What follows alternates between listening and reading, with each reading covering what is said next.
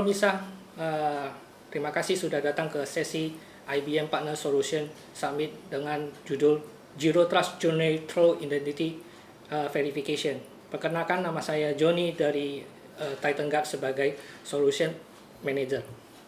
Sebelum kita memulai ke sesi ini, saya perkenalkan terlebih dahulu company kami dari Titan Guard. Kami sebagai Trusted MSSP dan Solution Provider dengan beberapa solusi yang tertera di tabel ataupun gambar tersebut. Oke, kita bicara tentang dunia digital. Saat ini kita ketahui bahwa dunia digital itu sudah tidak aman. Kita ketahui bahwa banyak sekali cyber attack yang sudah melakukan attack terhadap beberapa instansi maupun company. Kita lihat banyak sekali kebocoran-kebocoran data yang dimana hacker itu mencari namanya customer PII karena itu nilainya sangat berharga. Dan kita juga melihat bahwa intellectual property juga menjadi sasaran mereka karena di sanalah mereka bisa melihat informasi-informasi apa yang dilakukan oleh company tersebut. Kerugian yang diakibatkan dari hacker ini sangat banyak. Kalau kita lihat bahwa sekitar 4,4 miliar US dollar itu menjadi kerugian yang saat ini kita lihat. Ini berdasarkan report yang dikeluarkan dari IBM tahun 2020.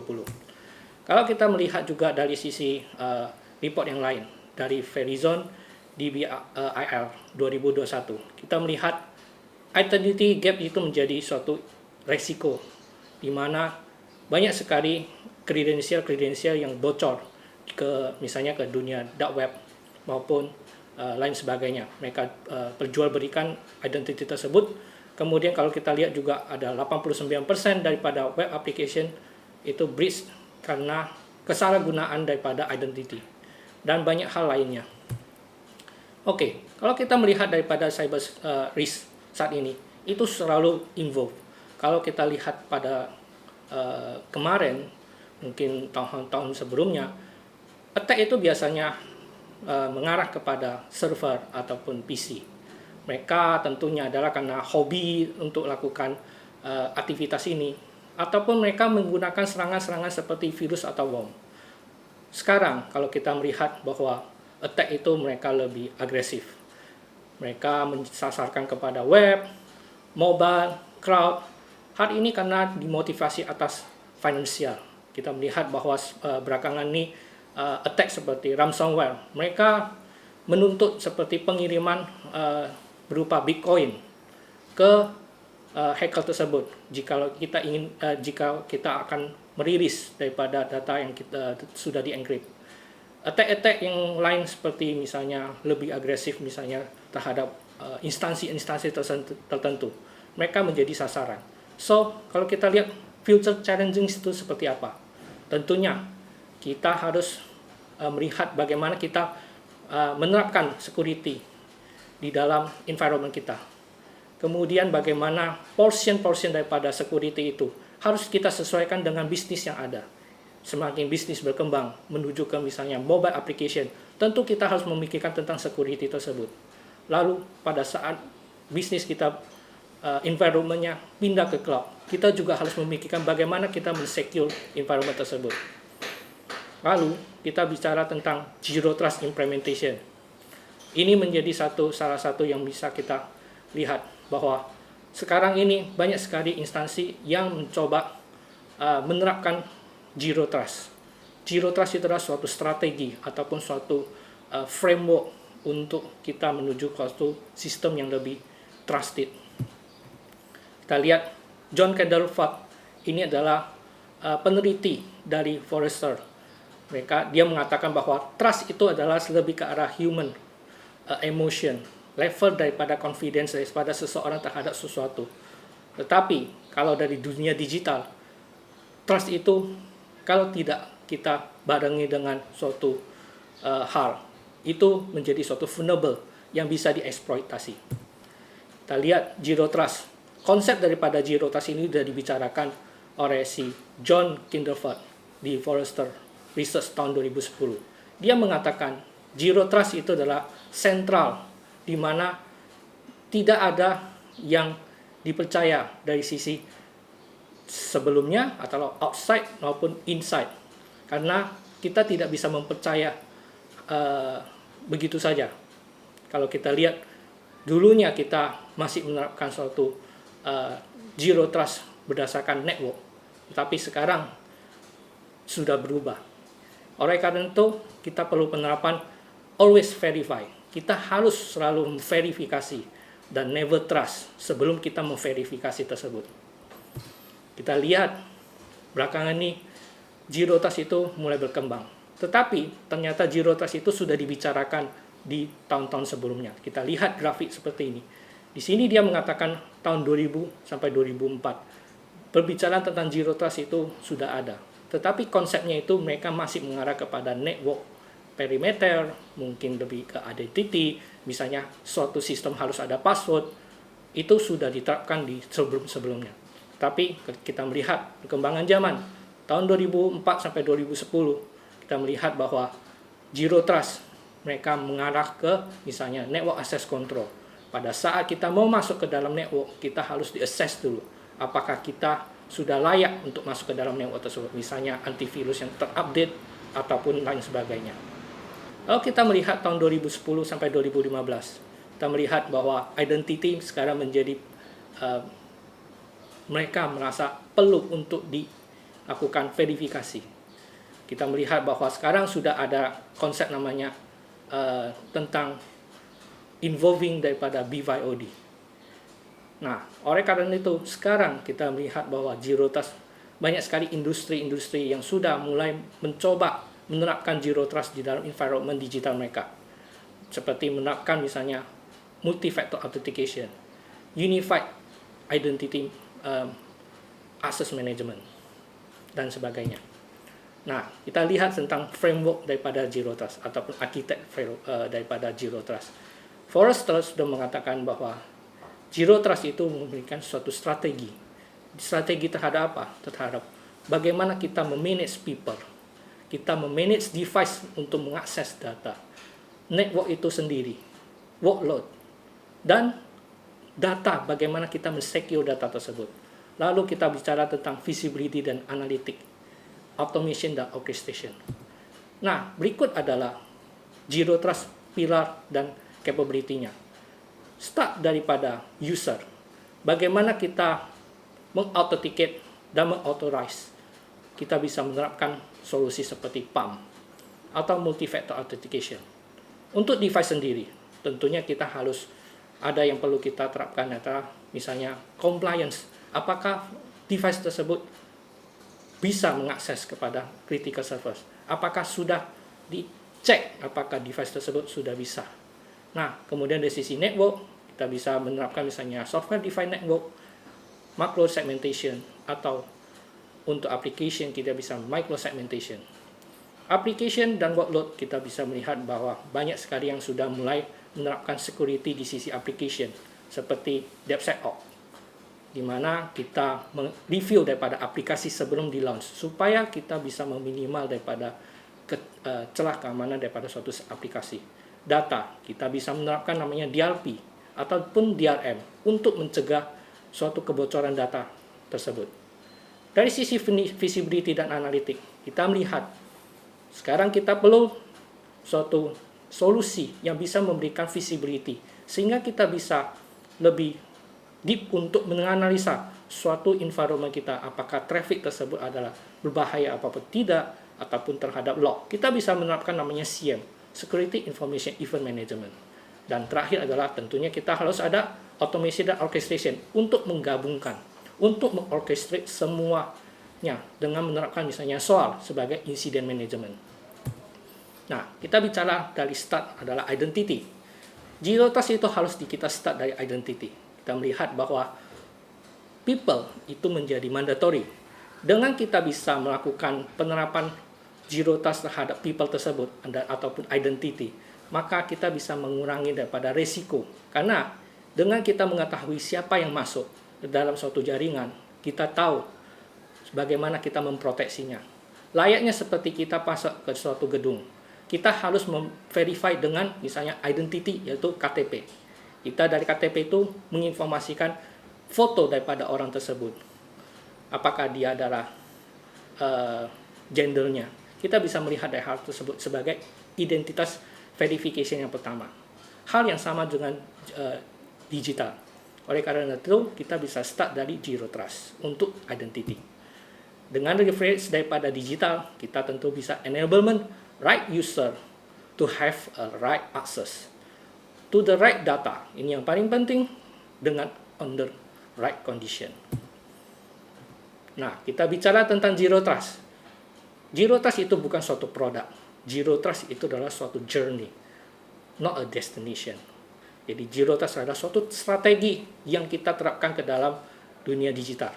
Nah, dengan solusi-solusi yang ada, Zero Trust itu bisa diterapkan misalnya dari sisi data. Kita memverify data tersebut dulu, lalu kita bisa melakukan penerapan policy. Kemudian, kita bisa dari sisi network. Kita juga bisa memverify juga dari sisi network. Apakah network tersebut aman untuk kita akses. Maka, never trust. Kita harus verify terlebih dahulu. Always verify. Kita bisa menggunakan misalnya multi-factor authentication. Bisa mengidentify device tersebut, apakah device tersebut berbahaya atau tidak, dan lain sebagainya. Kemudian, dari sisi privilege, pada saat kita mengakses ke suatu environment yang kritikal, kita harus memberikan authorization access sesuai dengan keperluannya, sehingga tidak mengarah ke yang lainnya. Nah, kemudian dari sisi encryption, kita juga perlu menerapkan encryption, baik dari sisi jarul maupun pada saat data itu tersimpan. Device kita dan application kita bisa menerapkan namanya microsegmentation untuk mensegmentasi sekecil-kecilnya. Lalu bicara tentang visibility and control, kita harus mengkontrol apakah itu dari inside ataupun outside. Maka seperti itulah kita harus menerapkan daripada Zero Trust. Dan terakhir adalah continuous dalam keadaan assessment. Kita harus menginspect dan log all traffic. Kita menspesifik, kita menganalisa semua log yang kita terima, baik dari sisi event log maupun flow dari network. Kita harus analisa. Maka kami dari Titan Guard bekerja sama dengan IBM. Kita menawarkan namanya IBM Smart Identity Access Management, di mana kalau kita lihat single platform ini dapat mencapai intelligent governance, misalnya provision, user provision, dan analytic. Kita juga bisa continuous untuk access control. Kita memberikan authentication, authorization, dan control. Lalu kita juga bisa proaktif untuk threat mitigation dari sisi monitor, detect, dan orchestrate. Semua hal itu adalah tertuju untuk ke sistem kritikal yang ada di perusahaan. Best IAM atau Identity Access Management itu adalah untuk men-secure business. Kita harus tahu right person to have right access to the resource they need and when they need them. Oke, jadi kita harus mengetahui lebih exactly daripada user tersebut. Kapan dia masuk, ketuju kemana, itu semua harus kita verify dan kita monitor. Seperti itu. Lalu kita bicara enable digital transformation. Dari sini kita bisa melihat bahwa bagaimana kita menerapkan suatu policy ataupun suatu solusi ke suatu bisnis. Tentunya kita harus juga ada kenyamanan kepada user. Jangan sampai user merasa penerapan policy itu mengganggu daripada kenyamanan mereka. Tentu kita harus membalancekan hal tersebut. Dan terakhir adalah kita bicara tentang trust. Kita bicara bagaimana condition user tersebut, gimana kita mengakses. Saya akan menjabarkan satu persatu tentang secure your business. Di sisi sini kita bisa menerapkan namanya multi-factor authentication. Artinya kita bisa melakukan authentication yang lebih. Bukan hanya berdasarkan user, tetapi kita bisa menerapkan misalnya one-time password, SMS, dan lain sebagainya. Itu akan menjadi suatu challenging untuk stop daripada threat ataupun hacker untuk mengakses suatu sistem kritikal. Challenging berikutnya adalah kita harus tahu apa yang kita miliki, apa yang kita harus setuju, dan itu tentu adalah kita menghitung daripada resiko yang ada. Kemudian kita bicara tentang enable digital transformation. Di sini kita akan memberikan suatu solusi yang juga bisa memberikan kenyamanan kepada user. Misalnya, pada saat dia melogin ke suatu aplikasi, maka dari portal itu akan mengering kepada aplikasi lain dengan tanpa perlu melakukan password lebih dahulu, karena sudah diterapkan namanya single sign-on. Ataupun jikalau suatu aplikasi tersebut kritikal, maka kita bisa men-challenging lagi dengan multi-factor authentication, sehingga kenyamanan kepada user itu juga tetap kita protect dari sisi security-nya. Kita juga bisa menerapkan seperti hard token atau hardware token. Kita juga bisa menerapkan namanya one time password, biometrik. Kita memberikan question sehingga user itu lebih nyaman, tidak perlu hanya menghafal setiap masing-masing aplikasi password daripada aplikasi, tetapi mereka bisa menerapkan menggunakan begitu banyak metode untuk memverify dia adalah dia. Kita bisa juga memberikan seamless authentication. Artinya kita bisa combine dengan aplikasi daripada mobile application. Dengan begitu maka user akan lebih nyaman pada saat mereka mengakses, tetapi kita tetap harus menjaga, memverify dia adalah dia dengan teknologi IAM ini. Dan terakhir adalah bagaimana kita juga melakukan secure transaction dengan API. Kita juga bisa mengcombine dengan business application. Artinya, kita bisa memverify terlebih dahulu apakah device tersebut adalah trusted. Jangan sampai device tersebut sudah di jailbreak, ataupun device tersebut adalah emulator yang dilakukan oleh hacker. Maka kita bisa memverify tersebut untuk mengurangi daripada risiko. Sehingga transaksi yang ada, kita bisa membatasinya. Kita bicara tentang passwordless authentication. Kita juga bisa menerapkan hal tersebut. Artinya apa? User tidak perlu harus menghafal semua password yang ada. Karena kita ketahui, setiap password itu tentu akan lebih susah untuk menghafalnya. Tetapi bagaimana kalau kita punya solusi yang bisa memberikan kenyamanan kepada user? Mereka tidak perlu menghafal password, tetapi kita memberikan suatu metode lain. Bagaimana multi-factor authentication ini bisa menggunakan QR code untuk memverify dia adalah dia. Kita juga bisa menggunakan hardware token seperti itu. Oke, kita lanjut tentang bagaimana kita juga bisa memanfaatkan multi-factor authentication untuk other application. Misalnya VPN access. Saat kita melakukan VPN ke kantor, maka kita bisa di-challenge lagi dengan multi-factor authentication. Artinya apa? Kenyamanan daripada user tentu kita harus barengi dengan security yang ada. Pada saat user tersebut ingin memverifikasi untuk menggunakan VPN, kita men-challenge lagi kepada user tersebut. Apakah dia adalah dia? Jangan sampai password daripada VPN ini diambil oleh orang lain dan disalahgunakan. Maka kita perlu suatu metode namanya multi-factor authentication. Kita juga bisa memverify pada saat user mengakses kepada server misalnya Linux, IX, Windows, maupun mainframe dengan konsep yang sama. Artinya pada saat user melakukan authentication, kita men-challenging kedua, artinya multi-factor authentication.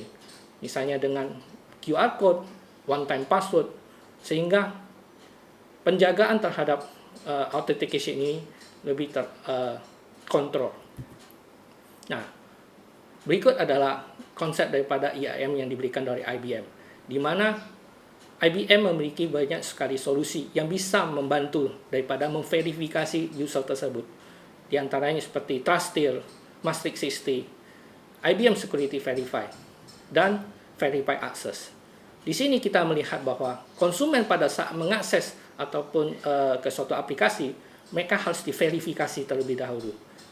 Apakah menggunakan multi-factor authentication ataupun menggunakan SSO. Pada saat mengakses kepada environment critical, kita bisa menerapkan namanya Privileged Access Management.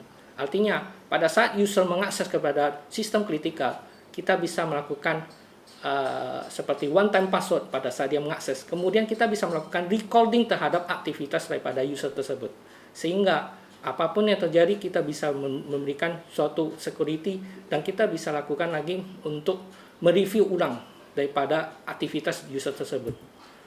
Sebagai kesimpulan, kita melihat bahwa tentunya untuk memverify suatu identity, kita bisa melihat bahwa saat konsumen, employee, partner, collaboration mengakses ke dalam critical system kita ataupun ke aplikasi, kita memberikan suatu gateway ataupun suatu sistem untuk diverifikasi terlebih dahulu akses tersebut dengan misalnya menerapkan multi-factor authentication, kita bisa menggunakan single sign-on, dan lain sebagainya.